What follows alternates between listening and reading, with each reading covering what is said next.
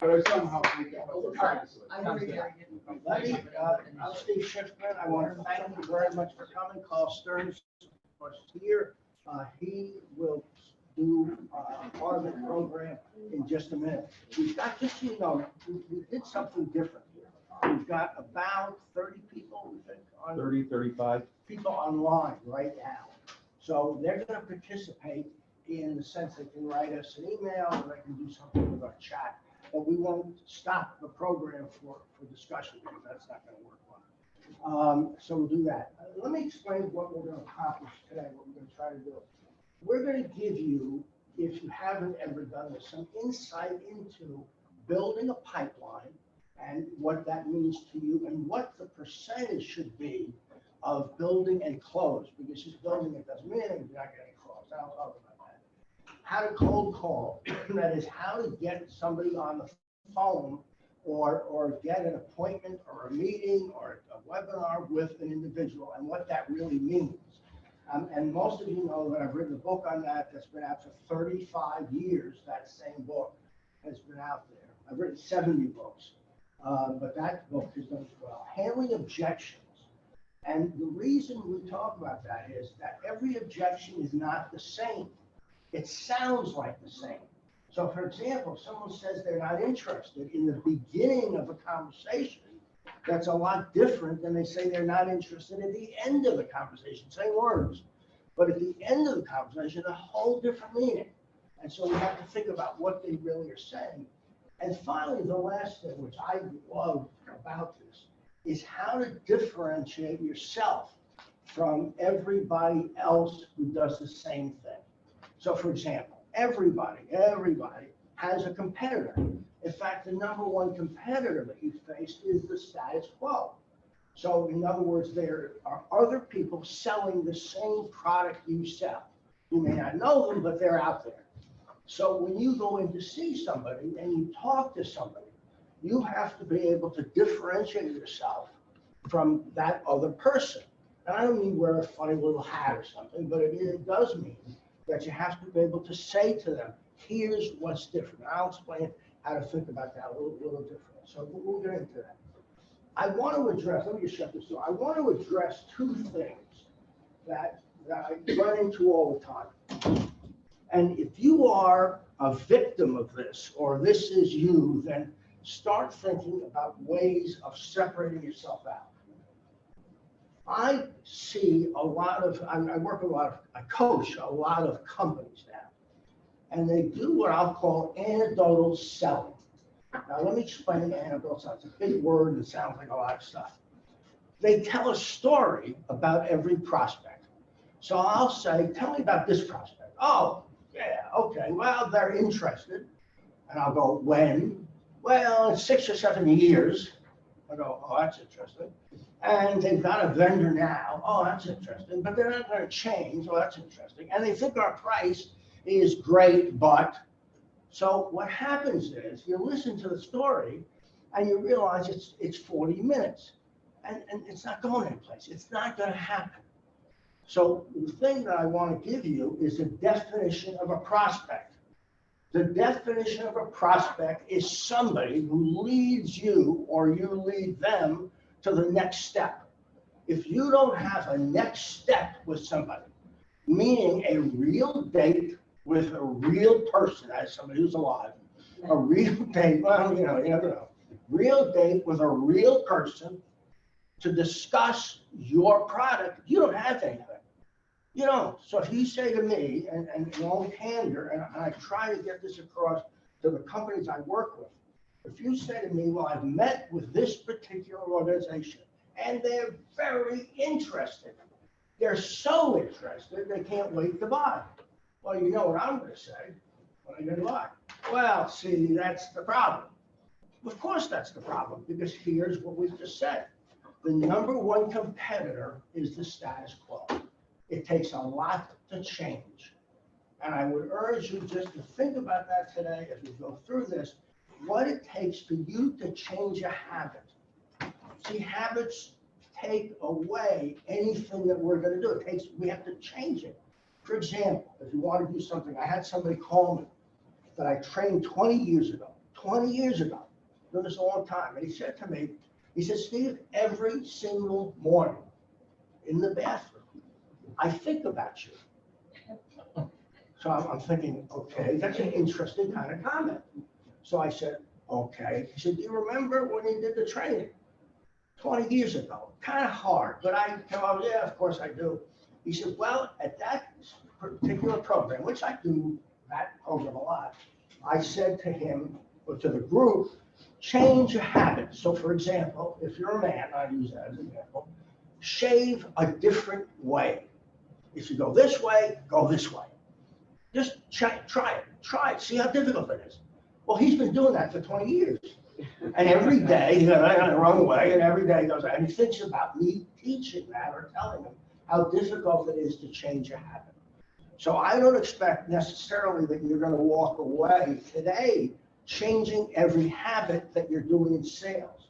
But I would think, go ahead, but I would think that I hope I give you some direction or some ideas that you can incorporate into your day that will make you more successful. That's my premise. Now, let me give you a couple things. So anecdotal sales is cut through that. If in fact you find yourself talking to yourself, to your manager, to your president, to whoever, about your company, and you're about a sale, and you're just going on and on and on about it, it's not going to happen. The odds are against it. Because there are two things that have to happen in a sale. One is you lead to the next step, and the other is time. The longer a sale takes out of its normal sales cycle, the less likely it is to happen. Listen to this again, this is so crucial. The longer a sale takes out of its normal sales cycle, whatever normal is for you, sales cycle, the less likely it is to happen. So for me, my sales cycle is 6 to 8 weeks. That's it. I know that.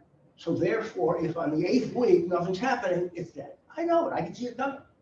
And you can too. If you learn that, if you understand that ratio, if you understand how time and steps lead to selling, you no longer have those prospects that you're working on forever, because you start to cut them off. And then you can go after things that are real. On the other hand, what salespeople do is they hold on to everything. They're so afraid to say to somebody, you know what, this isn't working. However, if you say that to somebody, if you say that to a potential prospect or prospective customer, you know, this isn't working. You know what they do? They say, oh, no, it is. It is. I work with you. See, nobody ever says that to anybody.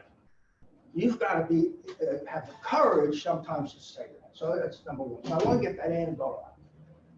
Second thing is, for those of you who did not come to our program last time, especially the people across the country, we've got somebody in Saudi Arabia right now who's listening, and I've been in 43 countries training. So for those of you who did not come to last time when we did this program, the key word that you as a salesperson or your salespeople, your manager, should never use is this, and you should write this down. Never say okay. Never say okay. Salespeople are notorious for somebody saying, you know, your price is too high, and they go, oh, okay, I'll lower it. Gee, you know, we're really busy today, calling back. Oh, okay, I'll call you back in 6 months. Oh, okay, you're too busy. They say it all the time. Hear it all the time when they can call. I hear salespeople say, okay. And saying okay, you actually kill the conversation. You will kill the conversation. So you don't want to do that. You want to get rid of the word okay. Don't say it. Just don't give in. Don't say okay. I'd rather say I can't do it. That's what I do. When somebody says your price is high, I go, oh. Let them finish the rest of the sentence. Because I don't know where high came from or low came from. I have no idea. And if they're dealing with somebody like me, and there are a billion people like me, just like there are a billion people like you, I'll talk about that in a second, selling a commodity, then we have to know how to separate ourselves out. If you're selling a commodity, which we all are, heating and air conditioning, commodity. Cleaning service, commodity. a promotional item, commodity. We know that. We know that. Ice sculpture, different, but a commodity. She does ice sculpture. I thought that's a joke. But it's a commodity. It's a commodity in the sense that there's somebody else selling it. So how do we separate ourselves out? You don't wear a funny little hat. You can't do that. You can't go in, something like, you can't do that. The way you separate yourself out is by understanding what the sale is all about. The sale in the real world is about helping people do what they do better. Now listen, it's important. The only reason somebody buys a product is because it's going to help them do what they do better. So the real definition of selling is asking people what they do, how they do it, when they do it, where they do it, who they do it with, why they're doing it that way, and then helping them do it better. That's all. If you go in and say to somebody, what do you need? They don't know, because that's not their business. Now, they may be buying pens from you, so they'll say, I need more pens, but that's different. That's just a repeat order. But you want to get something initial, you want to start it, you have to find out what they do. But most salespeople go in and say, what do you need? Well, I don't need anything. Oh, okay. Here it is. Oh, okay. I'll call you to tell you. I had somebody call me. We were based in New York City. Somebody called me and he said to me, do you want to move? That is, you want a new lease? I said, we just signed this lease, which is true. In this building, we just signed another lease for 10 years. He said, well, do you mind if I call you back in 10 years? What do you say to that? I tell you what I said. If I'm alive, call me. And what do you say to 10 years from now? Who knows where we'll be 10 years from now? So what you've got to think about is how you differentiate yourself and how you can make sense. Listen now. Make sense to the customer or the client that you're dealing with. That's what closes. What closes is that your proposal, recommendation, however you want to call it, I use the word recommendation, makes sense for them to do it, which means you're talking to the right person about the right product, about the right price, and the right time. Listen to those 4 R's. Right person, right product, right price, right time. Now, I'll just tell you something first about the right person. When you bought your house, when you bought your car, you brought other people to look at it. I can guarantee that. There's no one here who by themselves buys a house. Nobody does it. There's nobody in the world that does it. You bring 45 people to look at the house with you. Oh yeah, look at, oh, nice color. Do this. You do that, everybody does it. Well, so do executives. So do people you sell to. They have a group of 12, we call Power of 12. We found that there are 12 people that surround the typical executive who help that person make decisions. Who says, nah, we should do this, we should do it this way, do it that way. So therefore, if you're not really speaking to the 12 people, if you're not really engaged in the discussion, and I don't mean that it's just a committee, because that's not necessarily true. But there are going to be other people. They will ask other people, should we do this? Should we do that? And maybe we shouldn't do it this way. We should do it that way. And there are people that will kill you. You do a committee, you know that for a fact. Right product. How do you come up with the right product? The reason you walk in to see that person or that company in the first place is they're buying a product like you sell. I mean, think about it for a second. That's where you go. You don't go to somebody who doesn't buy that product. So you end up going to the same person that everybody else is going to. Rethink that a little bit. Rethink it if you can. Recreate yourself in a different way. Right price. Right price. Nobody's got the right price. Nobody has the right price. So don't worry about it. Stay with your price. Stay with your price and be real about it. And the right time. Right timing means that they are in a situation where they need the product. And you should understand how that flows. At what point do they need help? At what point do they need more? And if you can do that, you're going to be successful. Let me give you the last thing I want to do. a number of years ago, I went to hear a customer of my, not a customer of my customer give a speech to these reps about what she wanted. It's a major company, but she came to this particular company to talk about what she really expects. And I'm sitting in this room with other sales reps, and nobody's taking notes except me, which I thought was interesting in itself. But I took notes. Here's what she said, and I think this is it. What do customers really want? Number one, treat me as unique. Treat me as being unique. People want to be treated that way. They don't want to be just part of a herd. They want you to treat them as being unique. Number two, you're not perfect, she said, but neither am I. So it's kind of an equal thing. You're not perfect. I know you're not, but I'm not either. And if we can get that level, we're doing okay. Be in charge, she said. Be in charge. I want you as a salesperson to say what it is that's right and what I need. Be in charge. I see a lot of salespeople who go, what do you need? No, you should say, if you can say this, if you can say to your customer, this is what I think you should do. If you can say that, you're on the right side. You're with them. But if you can't say it because you're afraid, then you're really not as close in a relationship as you think you have. You should be able to say, you know what, I was thinking about you today. You need to have a uniform. You need to have a screen printer. You need to have your air conditioning checked out. I work with a company called Link, which does heating and air conditioning. They will come in and say, this is what you need to do. Here's the plan. Bye, guys. I just love that. Be efficient in your approach. Be efficient in your approach. Don't waste my time, she said.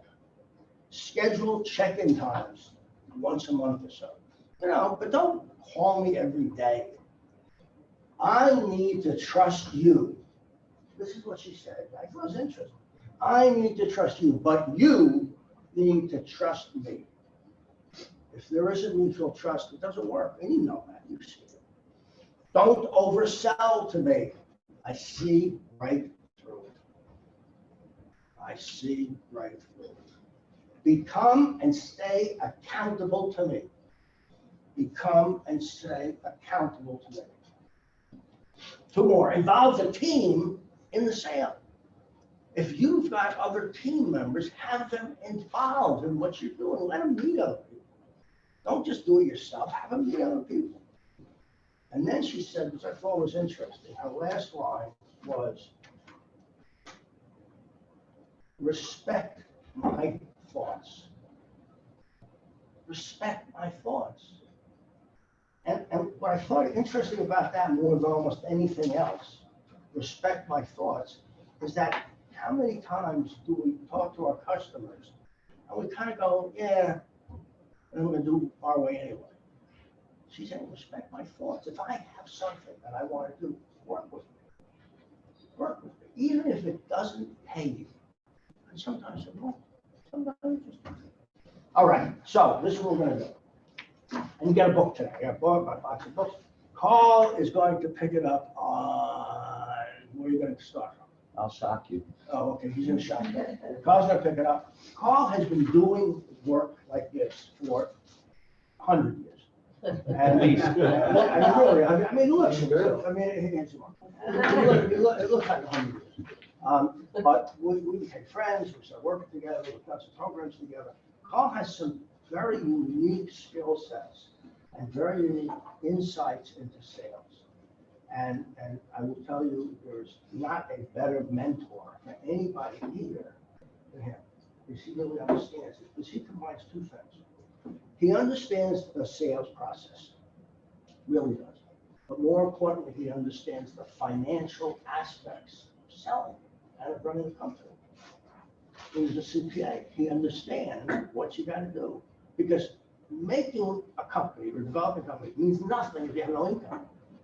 I mean, it's interesting, nice concept, but if you're not selling the ice or it's melting, right? Not getting it. So you got to bring in income. That's the whole game. So without any further ado, Carl, thank you very much.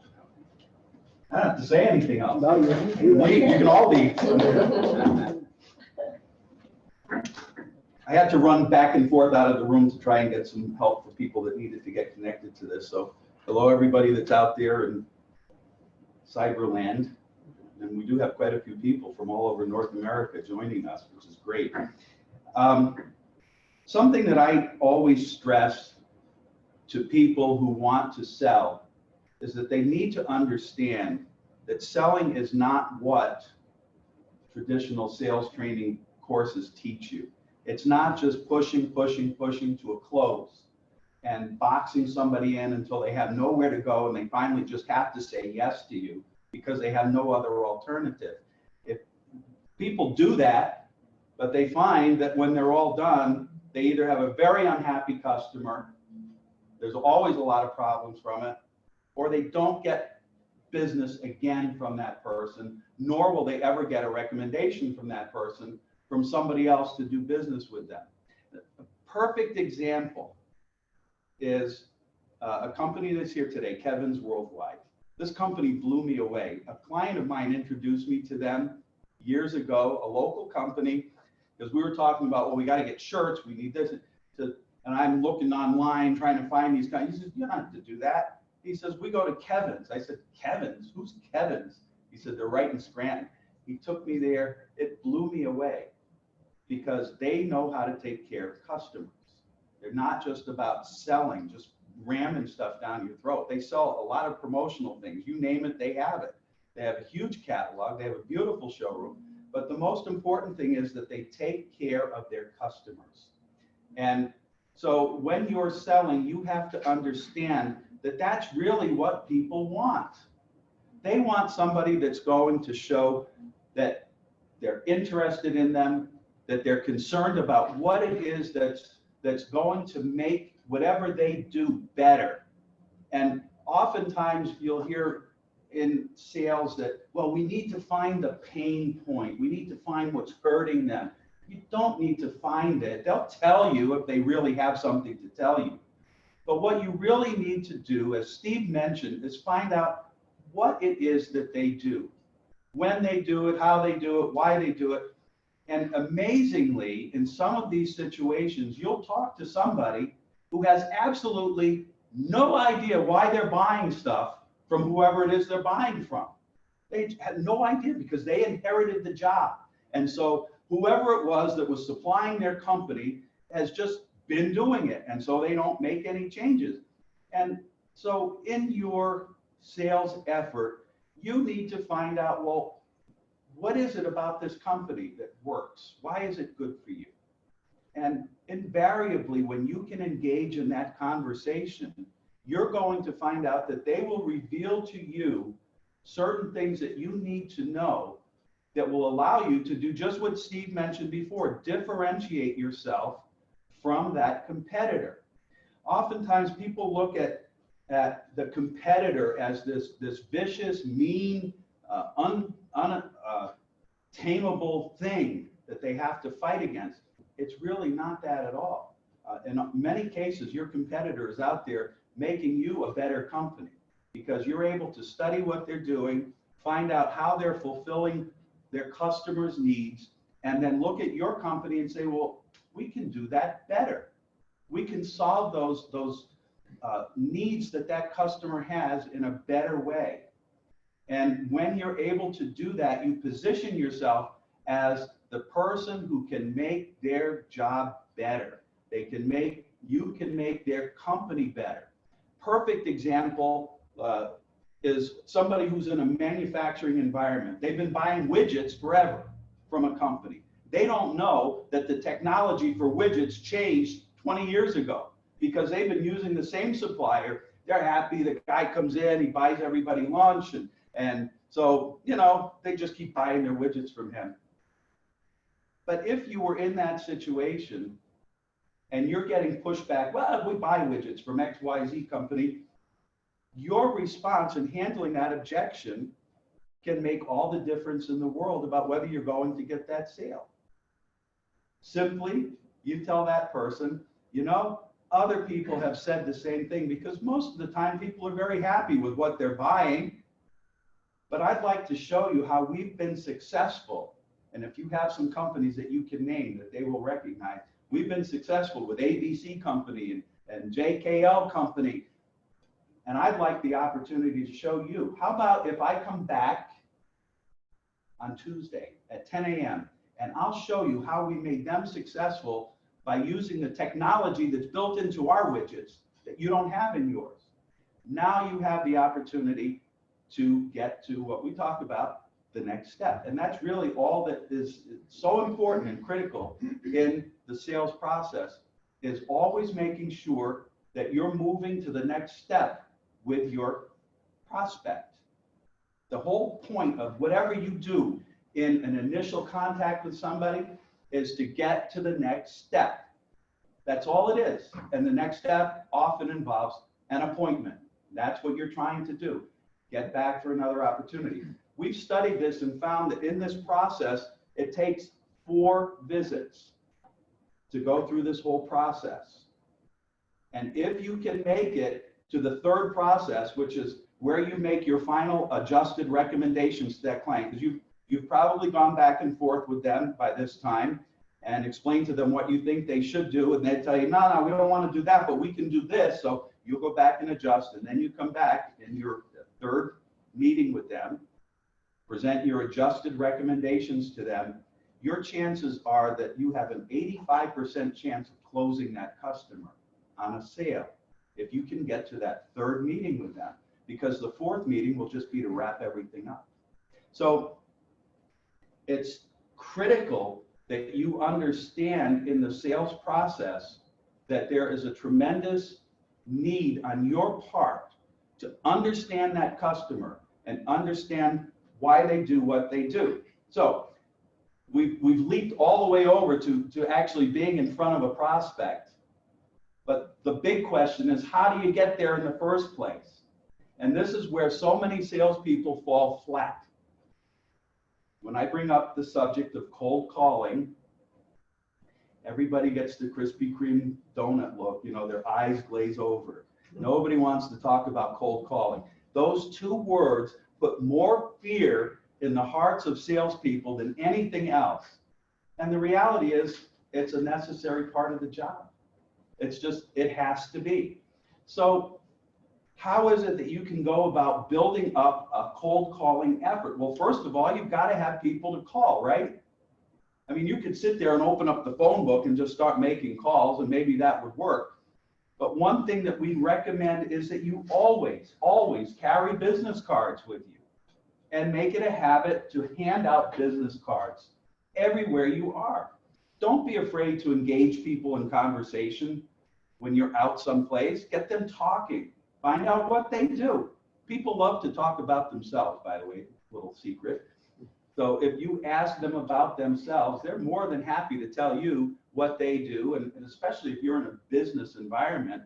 I actually find it very fascinating to find out from people how it is that they ended up doing what they're doing. How in the world did you end up selling ice sculptures?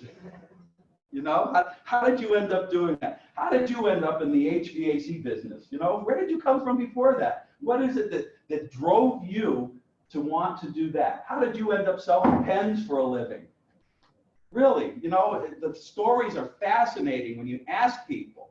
So you listen to them, get to know them, give them your card. This only takes a couple of minutes. But if you make it part of your ritual, part of your practice every day, now you're building an opportunity to start having a pipeline. So now you've got prospects for cold call. You've got business cards from people. If you have a company and you can hold an event, obviously that's a great place to gather up names and contact information. And so now you've got more contacts, more prospects. And so the next step is to start making the calls. Now, this is not as difficult as people want to believe it is. You want to find out in making a phone call to someone, first of all, what exactly it is that they do in that company, Because there's one big important reason why. If they're not the person that's going to make any decisions at all with you, then you don't want to waste your time. You don't want to waste their time. So you want to try and determine that in that brief initial phone call with them. But the whole point of that phone call is simply to get a meeting with them, to get to the next step. So you tell them a little bit about your company, how you've helped other companies in their product category, or that you've achieved levels of success by talking with business owners about what they're doing and working together with them to find some way to help them do it better. And then you suggest the next meeting. That is the whole purpose of a cold call, is to get an appointment for the meeting. So building up the ability to make those cold calls is critical. It's the first step in building a sales pipeline. As Steve mentioned, it's not enough just to have a bunch of companies that say, yeah, oh, I'd love to buy your product. And then sitting there saying, oh, great, they want to buy my product, but nobody calls, nobody buys anything because you're not taking it to the next step with them. One of the things that we stress as personal development is that you need to be bold in your sales efforts. When I say bold, I don't mean obnoxious. A lot of people have this idea that, oh God, he's a salesperson. I'm not going to get away from them. They're just not going to let me go. Anything that I try to do, they're going to counter it with something else. That's not what we're talking about. What we're talking about is not being afraid to bring up the subject. And here's the magic phrase in that whole process. I'm just curious. I'm just curious. 3 words. I'm just curious. Before you ask any question that you know is going to be maybe a little bit sensitive, maybe a little bit invasive, you just say that. I'm just curious. It works like a miracle. I'm just curious. How much of this stuff did you buy last year? Now, if you hit them with, hey, tell me what your purchase figures are, they're not going to tell you that. But here you are having a nice conversation with them. I'm just curious. How much of this stuff did you buy last year? They'll tell you. 9 times out of 10, they'll tell you because you asked it in the proper way. But that is the appropriate kind of boldness that we're talking about.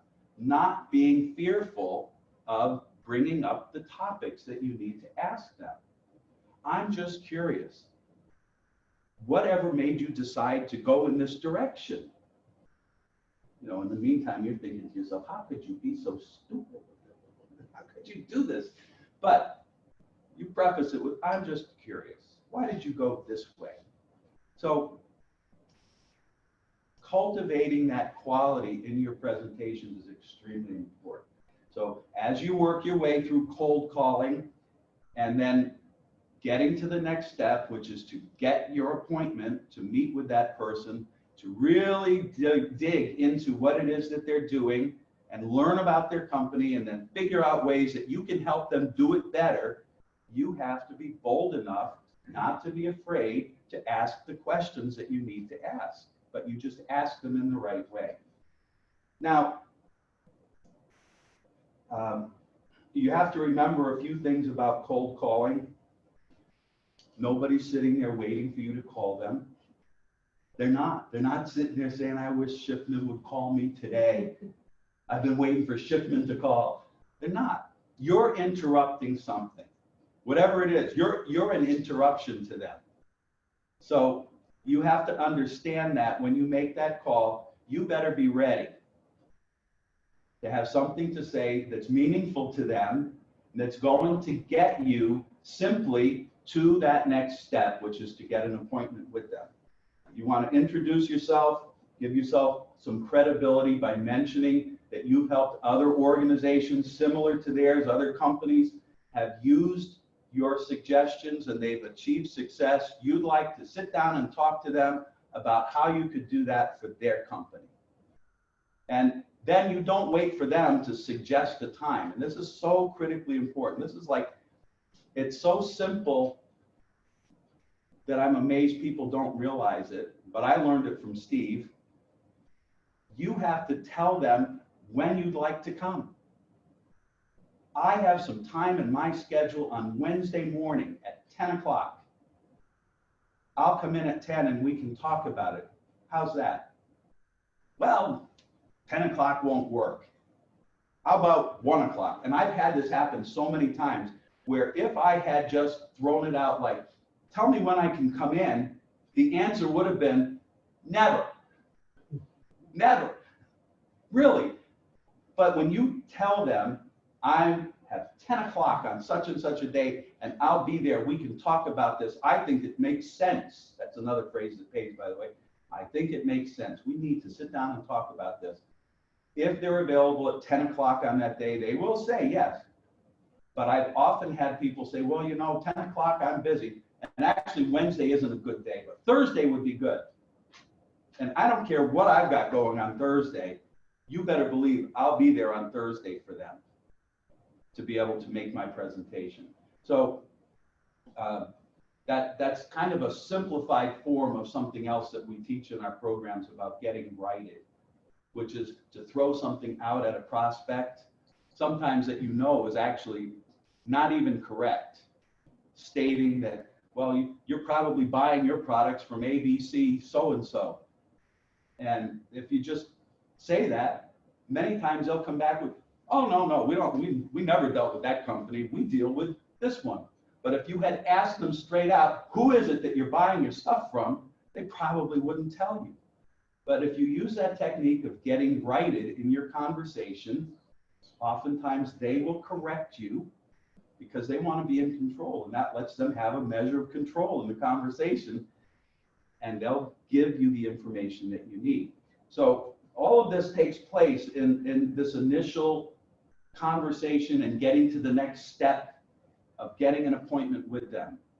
And so cold calling is not something that should be feared. It's not something you should look at and say, I hate it, I hate it, I hate it, because this is where most salespeople just fall flat. They won't make your calls.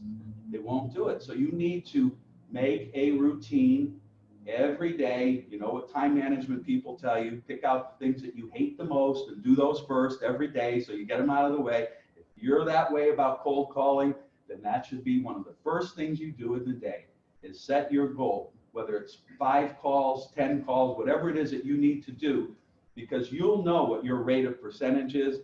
Not everybody is going to get to the point where they're going to agree to an appointment. So you already know that a certain percentage of those calls are just going to fail. You're not going anywhere with them. But you should know what your success percentage is. And if it means that 1 out of 10 calls will set an appointment with you, then you have to decide, then is it worth investing my time to make 10 calls today so I get 1 appointment? And if you do that every day, then next week you've got 5 appointments set. It's not that hard. It just takes some discipline and some effort on your part. Something that always comes up in sales discussions is objections. What do I do about objections?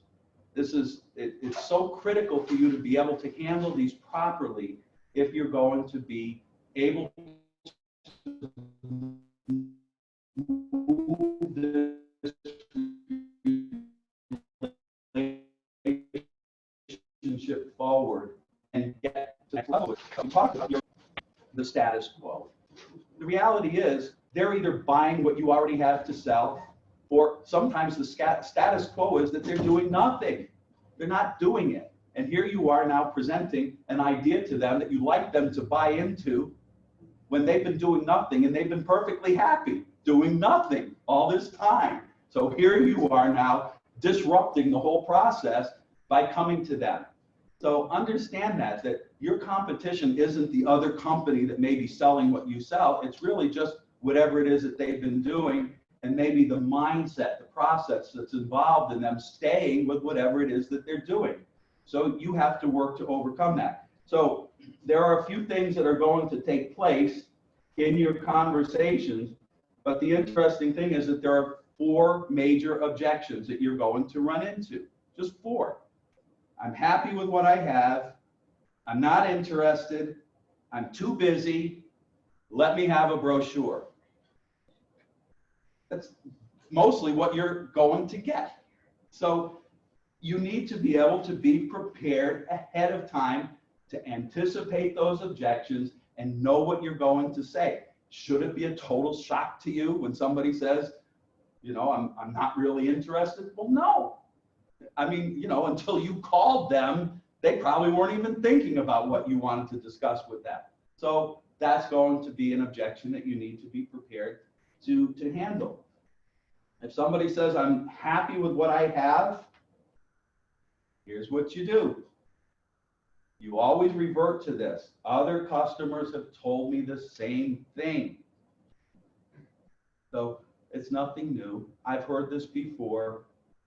But when they saw the difference after what we do or we did, and you explain whatever that is, short explanation, not a long one, then this is what happened to them. Let me show you some pictures of what we've done. Let me show you how happy they were. And from there, you can continue the conversation, move it to the next appointment, and keep moving with the sales process. I'm not interested. Well, same thing. Other customers have the same reaction when I first told them about whatever it is. Pens, HVAC equipment, ice sculptures, whatever. Whenever I first told them about it, yeah, they told me they weren't interested either. But when they had a chance to see the difference that my products make, they realized this was going to change their business. This was going to change things for them. And I'd like to have the opportunity to tell you a little bit more about it. So I'd like to come by Wednesday at 10. See, once you get into this, it's basically just a bunch of all of these components that you just keep plugging into the conversation, and it moves things forward. I'm too busy. You act like that just actually didn't even occur. Yeah, okay, so they're too busy right then. Well, I have some time in my schedule next week at 9 o'clock on Tuesday morning or 2 o'clock on Tuesday afternoon. I'd like to come by then and talk about this. And believe it or not, this is one that I use a lot with clients. It's amazing how it works. Yeah, you know, if you get into that conversation about them being too busy, they'll always be too busy to listen to you. But if you just kind of go right over that and just suggest another time then, because obviously right now isn't a good time for them, they will invariably agree to something. They may not agree to what you suggest, but they may correct you and come up with a different time, and then you have your appointment. So you've got past that objection. The let me have a brochure objection, this is the one that just puts a bullet right through you. It kills you. This is the one that basically they're telling you, just give me a piece of paper and get out of here, because I know you'll be happy thinking you left a brochure with me and someday maybe I'll buy something from you. They're not going to buy anything from you. And so my suggestion is just try not to have the brochures, try not to have anything. Generally, what you need to uncover in this objection is what the real objection is. And a lot of times it is that they are not the person who makes the decision. And so you need to find out who else could be involved in this conversation. So I'm just curious, is there someone else that you need to discuss this with? And they'll probably tell you, yes, you know, I'm not the one that makes those decisions. So-and-so makes them. I have to get their approval. Then how about if we get together on such and such a day? I'll come in, I'll have some information for you, and I'd like this person to be there. Can we do that on Wednesday at 2 o'clock? Simple. So those are the four most common objections that you're going to encounter. It's not that difficult. Really, as I mentioned, the big problem that you're always going to have in sales is that you are trying to disrupt whatever it is that person is doing. And so you have to understand that about yourself. Don't get hurt feelings over it when they push back, because, you know, they came into the office this morning to do whatever they were going to do, and they didn't expect that you were going to come in and turn their whole world upside down by making some big decision that they never anticipated having to make. So understand that. So as you go through this process with a certain amount of confident boldness with them without being obnoxious, just understand that you're asking them to change things about what they do.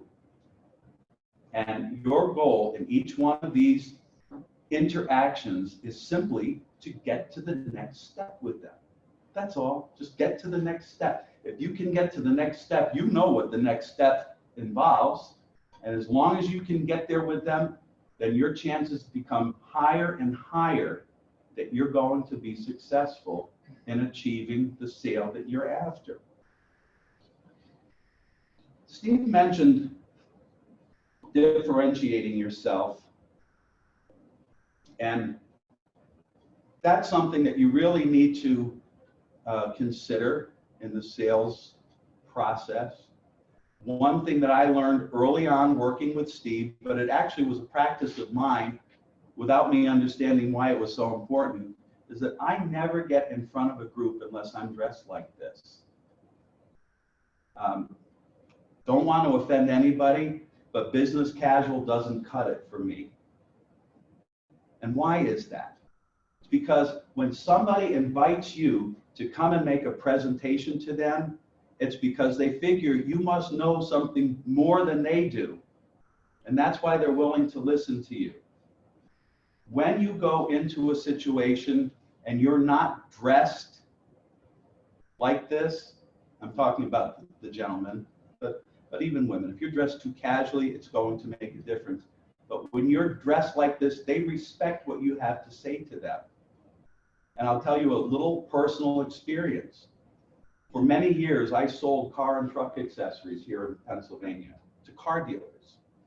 But that involved installing those accessories as well. So you can understand how I would go dressed on a car dealership lot. I didn't go dressed on a lot like this. I went dressed in work clothes. I had a uniform and I went on their lot. I had my proposals for the managers. We agreed on what they were going to buy, and I installed whatever accessories they wanted to install. But there were times when I would walk into dealerships dressed like this, specifically to meet with a sales manager. And it was because I wanted them to respect me. I was not just the worker who was maybe one level above the wash boy, which is oftentimes the way that these outside vendors get treated. I can't tell you how many times I'd be standing in a showroom dressed like this, and the owner of the dealership would mysteriously appear. You know, in most car dealerships, believe it or not, the owner is there somewhere. They don't want anybody to know that they're there, but they usually are. They would always mysteriously appear. And then it would be, my wife and I would like you to go out to dinner with us on Saturday night. Or how about lunch today?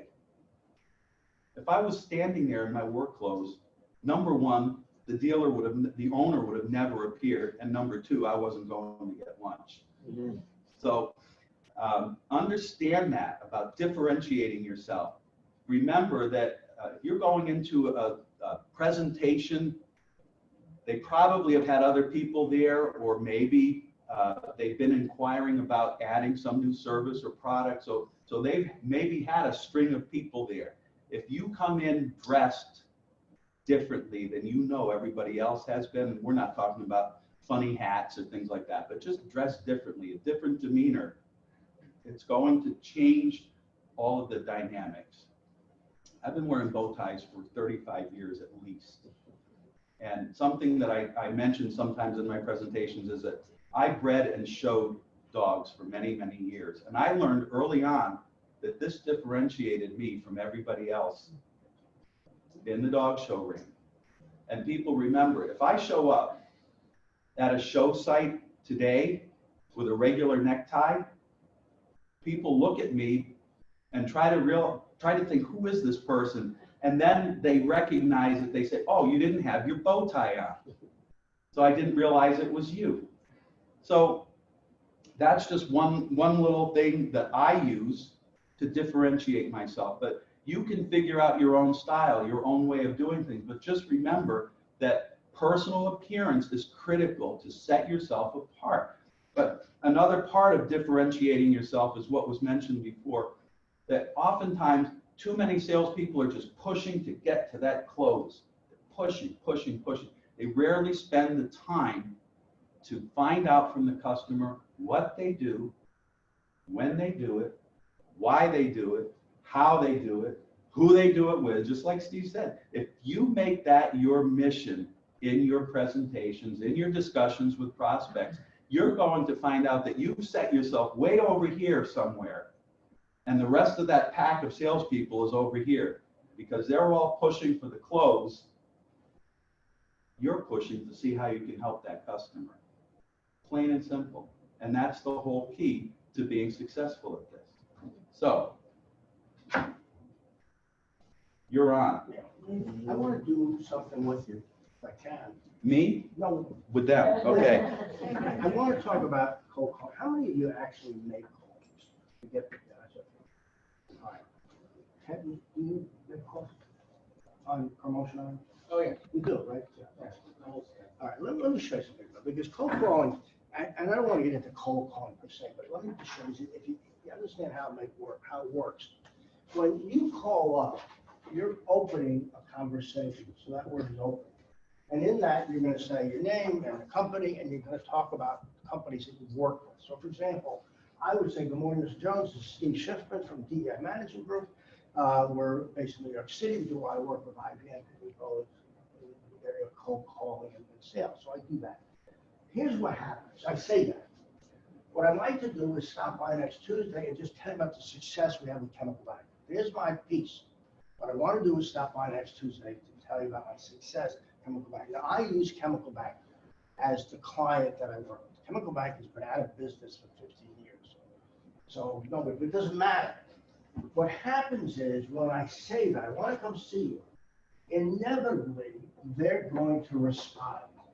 And there is your objection right here. That's what you need to handle. So let me give you a way how to handle that so that you can actually walk out and do that. You need to derail this objection. You have to derail it, or else they're going to go with that. You know, they're going to say to you, well, we're not interested, we're happy, we're okay, which is another thing I'll say. So you've got to derail it. Here's how it's simple. All you have to do is ask a question. So your question, or the question I ask is, I'm just curious, have you ever done sales training before? That's all I ask. See, I'm just curious. Have you ever done a party with an ice sculpture? Have you been using promotional items? And I like to relate to a company. What's the guy, Nunes? What's the guy that's here in Scranton? Nunzi. Yeah, you don't talk about it. Just say it. Just say it. Say, have you been using it? What'll happen is they will correct you, and they'll say to you, yes, I have, or no, I haven't. In your case, probably no, I won't use it. Then you could say it develops a very exciting party. What I'd like to do is come out and just show you what we do. We don't do parties. Oh, how do you motivate your staff? Right? Because that's what it is. So you've got to start thinking. Same thing, you've got to start thinking about it. You, interesting thing. You can say, I'm just curious. You have somebody who maintains your heating and air conditioning. So they're going to say, well, yeah, we deal with the company. I'm just curious, is it Scotty's? See, you go right after that. You know who they are, right? You just go right after that. So I'm just curious, is it? What happens is when you ask that question, I'm just curious, it creates a different conversation, which we call a ledge. All of a sudden, you're having a conversation about ice sculpture. What's the point of that? Or about promotional items or cleaning services, it doesn't matter.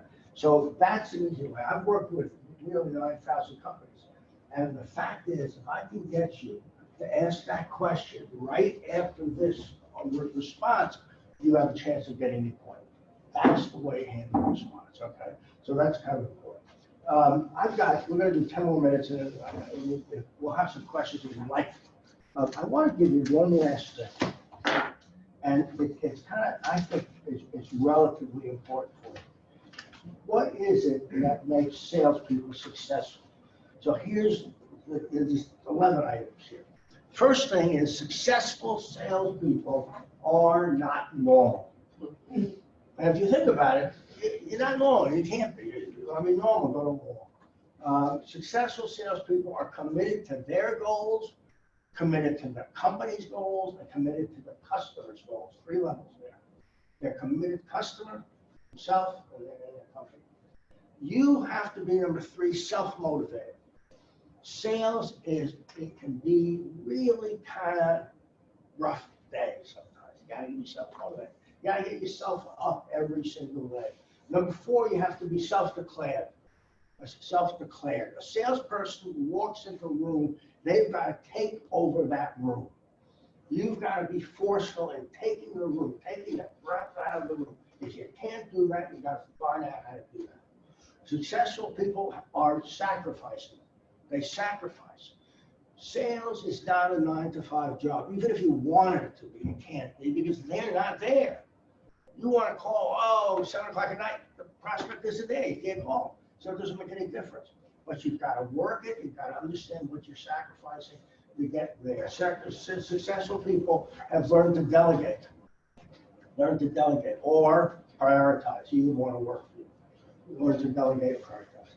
Number 7, you have to be optimistic. You have to believe what you're doing is the best. The moment that you say, yeah, this is not as good, it's all over, I can tell you that. Successful people are enthusiastic. They're enthusiastic. They believe in the company. They believe in themselves. They're enthusiastic. Successful people, number 9, 2 more. Number 9, live off peak. Meaning they don't go on the highway or driving when everybody else is there. They go early, they go late. I deal with my clients and I go to them before I'm ready, before they're ready, because I want to get there. Last thing I want to do is be late. I'm never late for these things. Successful people, number 10, are believers. They believe that it can happen. And finally, last thing, number 11, successful people, salespeople, are consistent and persistent. You've got to be consistent and persistent. There isn't a company that I know that does well that hasn't have that energy, that consistency, and that persistence. Okay, so that's kind of where we are. Does anybody have any questions? We are open to helping you if you need it. We'll be glad to talk to you. We'll be glad to talk about the video. But if you have a question, that would be a great time to ask. Anybody? No? A big thing Yes. that I get is when, like with cold calling. Yes, yes. And they say that they don't have an event that they would need an ice sculpture for, Right, but right. you do your research and Well, okay. that they do. Okay, sure. Yeah. So, So ask them what you do. Is I work with 6 Flags okay. all around the country. Now, interesting enough, they have a corporate promotion center. What they're really doing, they said to me, oh, we promote picnics. No, they promote or they do motivational stuff. So ask that question. Well, I'm just curious, what do you do to motivate your staff? Right. Well, we have a quarterly meeting. Then you use that as your opportunity to say, maybe we should put something in. Let me come out to see you next Tuesday. What I'm saying is like they will be having an event. Of course they will, But then- but you can't fight it. Right. You can't say, see, I saw your website, everybody's gonna get together. Yeah. But I want to. I know. And the problem with the website, the problem with the website, the problem with the whole internet is you start playing with that, and you find out all these things, and you're on it for 3.5 hours and you didn't make the call. I would just make the damn call, just pick up the phone and call. But we do this, oh, look at that porn, that's what happens. You dig in so deep, don't do it. Don't listen to the website, forget it. Just make the call. But you've got to know, and we talked about that, 12 people. So if you don't get one, call somebody else. Who do you usually call? I call like venues, Right. banquet halls, Right. restaurants, hospitality. Okay, and what do you say to them? What will you say to them? When I call, I introduce myself Yeah. from where I'm at and what I offer. Right. We offer an array of ice sculptures, luges, Right. and then I try, like right now, we just did a large event with Clark Summit, with the town Yeah. of Clark Oh, Summit. that's right, yeah. So I tell them, with the parade, we work with Scranton Parade, for instance, I was calling Pittston. Right. We work with the Scranton Parade, and I'd like to work with you on getting your establishment a luge to increase your revenue for the day of parade. Okay, so what did they say to you? Generally, I mean, I've set up plenty of meetings, but when it comes down to it, you set the meeting and you know that it's a good possibility, but then you get there and it's like a waste of time. Okay, tell me what that means. When you get there and you propose, you I know show what them all the a pictures. waste of time is. Yeah. But tell me what you think is, or tell me what happens that's the waste. When you go there and you show them everything that you offer and you go over every reason why they should purchase the luge, and then they're like, no. Okay, but, I'll show you something. When you go on a sales call, when you go on a sales call, you don't throw everything out. Right? That's what happens. Ours is a little bit different, that we go to a lot of trade shows. Yeah, but you don't, We're trying to qualify them. yeah, but also, when you put everything out, what happens to that person? They can't deal with it. Right. There's too much stuff. Because I learned It's that. too much.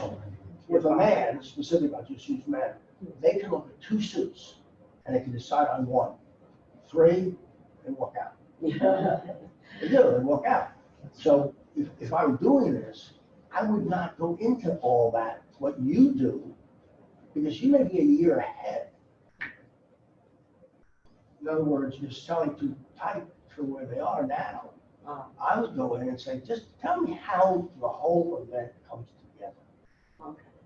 Who's this, who's that? Don't get to selling anything yet. Because once you put that out, that's your discussion, right? Once you put the brochure out, that's a discussion. I was doing a program for a company, it was a security company, alarm company. And at the end of this little discussion we had, this guy said to me, he had been called in to recommend 7 video cameras for this particular company. So I said, okay, that's interesting. Did you, after you got done writing that order, because that's what they wanted, he told me, did you actually talk about entrance level security? You talk about glass security, or this security? And he said, oh, no, I didn't need to do that. I said, why not? He said, because I left the blue brochure. I said, what is that? He said, well, this brochure, and he held it up. He said, this brochure has all the products that we have. And so I left it for her. And I know when she gets ready to buy, she's going to open the blue brochure and I said, I think I'll be dead before that. Because that's not happening. So don't overshow. Okay. You want to get them involved and also have your next meeting. I never try to sell in the first meeting, ever. I want to have the first meeting that leads to my second. Okay. Because the second is really what counts, not the first. I get a meeting with anybody one time. Yeah. Okay, anybody, it really doesn't matter. But it's the second meeting.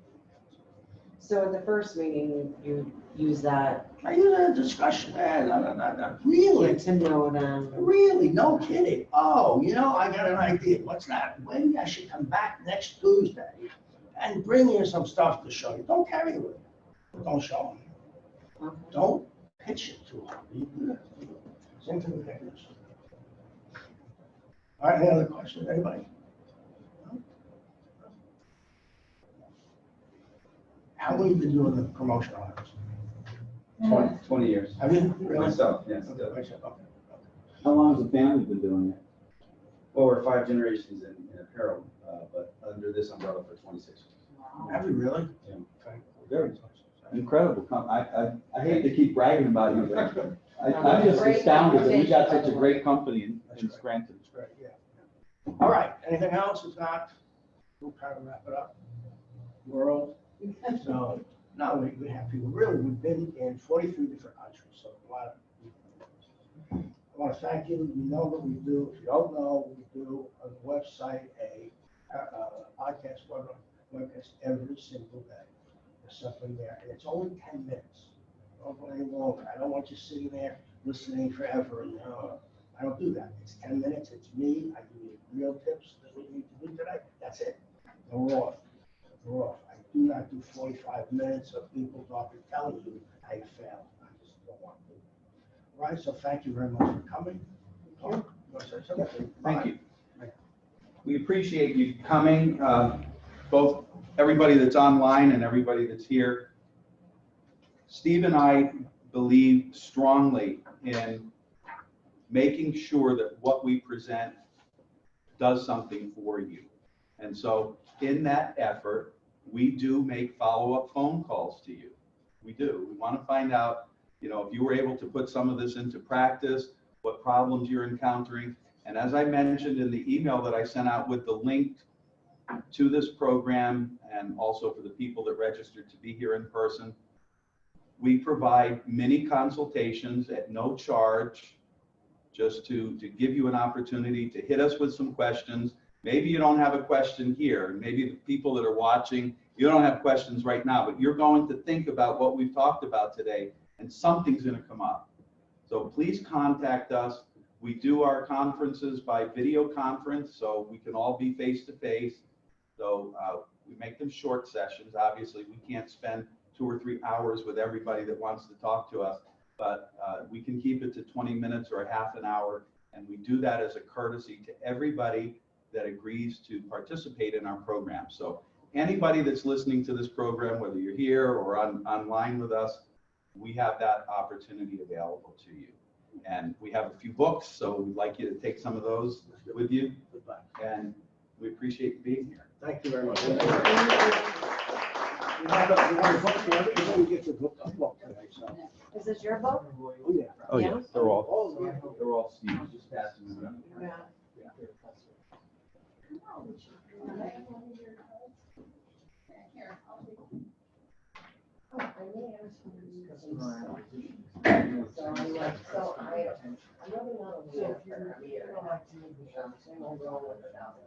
Thank you. Thank you too.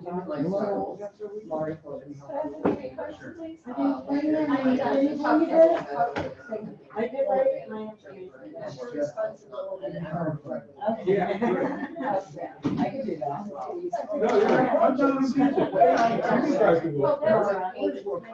No, just tell me. I need to.